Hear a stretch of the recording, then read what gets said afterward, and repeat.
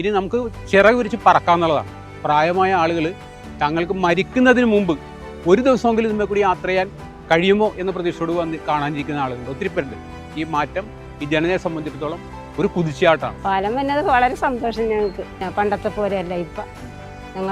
ഞങ്ങളുടെ പെരുമ്പളം പുരോഗമിച്ച് നടന്നാണെങ്കിലും പോകാം ഞങ്ങൾക്ക്.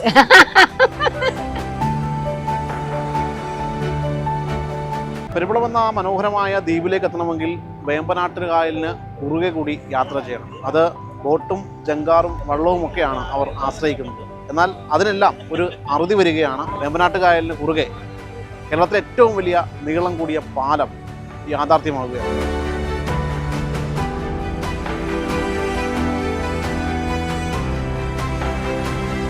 മരണത്തോട് മല്ലിട്ടാണ് ഞങ്ങളൊക്കെ അക്കരൊക്കെ പോയിക്കൊണ്ടിരുന്നത്. അപ്പോൾ ഒരു 1000 മോചനമാണ് ഇപ്പോൾ ഞങ്ങൾക്ക് വന്നിരിക്കുന്നത്.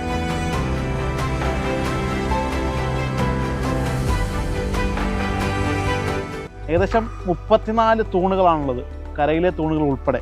അങ്ങനെ 1157 മീറ്റർ നീളത്തിലാണ് ഈ പാലത്തിൻ്റെ നിർമ്മാണം.